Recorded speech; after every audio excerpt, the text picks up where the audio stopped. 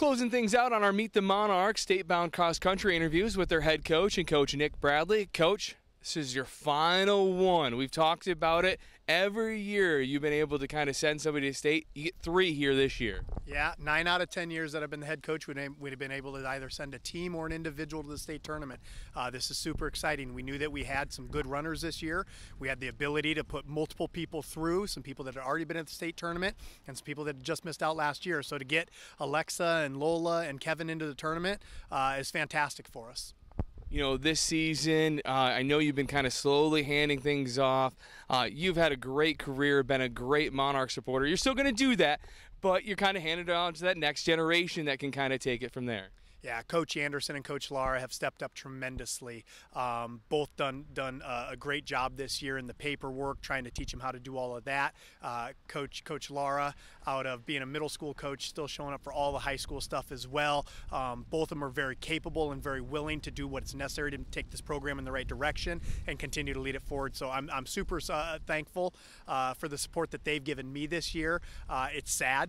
I'm not going to lie. You know, it's been 10 years. It's been a great 10 years with these kids, but it's time. And we got the right people in the right places that are willing to step up and start to lead these kids in this program.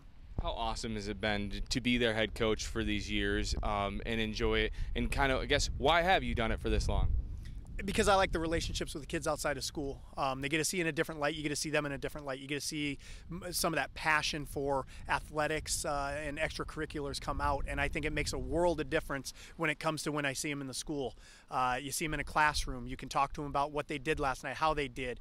You can speak to them on a whole different level. And I think that relationship right there is what makes kids want to be with us in a program, wants them to do well in school, and shows them that we care about them. You know, one more race you still have. You know, talk about, you know, that state qualifying meet that got these 3 to state. State qualifying was a fantastic day for us. We couldn't have asked for better weather this entire season. Out of 10 years, I think this is going to be, it was the best weather for a district qualifying. I think we'll have the best weather for state tournament week as well. I remember back when Coach Anderson was running and there was snow up on the rooftops and it was about 28 degrees and they weren't going to let us wear hats and gloves to run in. And now we're talking 45. So it's going to be a fantastic race day at state. We had the advantage definitely going into this meet because we'd run at Harlan before, so it was the exact same course that we'd run, so we know where the hills are, we know we got to get out fast, we know certain things. We knew what our time was, and we always know what the cut times typically going to be, and we had those conversations with the kids, like those that are really kind of vying for that state berth. Hey, here's where you're going to have to be. Time doesn't mean anything though. It's top 15. That's what's going to get you there. So we don't worry about the mile time. We don't worry about the 2-mile time. We just know that we got to get out there.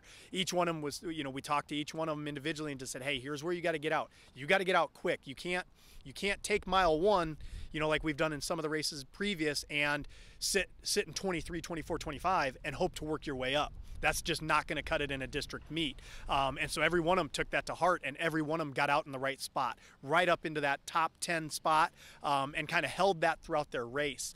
We actually went back through and looked at the mile splits. Kevin ran a 5:30 mile pace. That was his average. Lola and Alexa both ran a 6:30. That's a fantastic mile pace for each one of those individuals. And so they ran the course well. You know, they got out into mile 1, they put themselves in good position. Mile 2, you could see the fast start was getting to them. But man, when you only got a mile to go and you know it's make or break time, I'm going to make the state tournament, you gut it out. And every one of them gutted it out to the best of their ability to make it through. You know, Kevin's first time, Alexa's second time, now Lola's 4th time. Yep.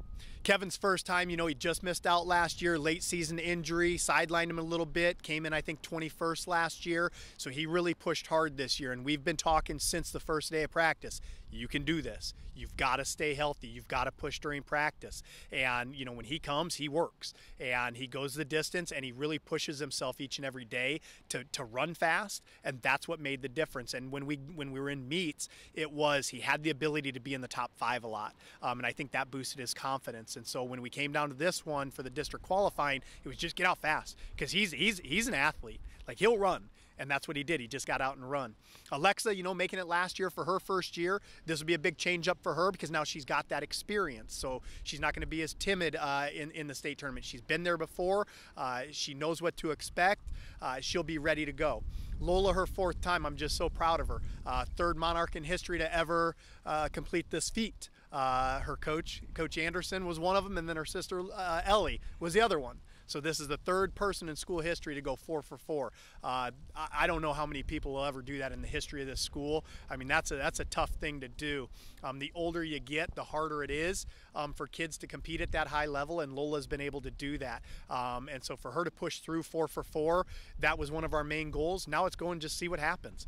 Let it all hang out on the table. Let it all just be there and just get the job done. For every one of them, just go run as fast as you possibly can. We got 3.1 miles to get it done.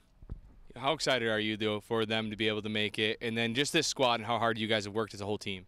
This has been a great team to coach this year. I'm super proud of these 3 individuals, but this team collectively has really been good. We've been up and down. When I first started, we had a lot of kids, and then we kind of went through a little slump several years ago where the numbers were really low. Our numbers are back up into the 40 range. We got about 20 and 20 of each. Middle school numbers are pretty low this year again. We were hoping they were going to be a little bit higher. Kids tend to come out when they're in high school now, which is fine. Cross country is a daunting task, but the kids that we had out were fantastic kids. Never once really complained about how far we were running, where we were running. We just said, here's where you're going, and they would go. Collectively as a group, they got along. They enjoyed each other's company.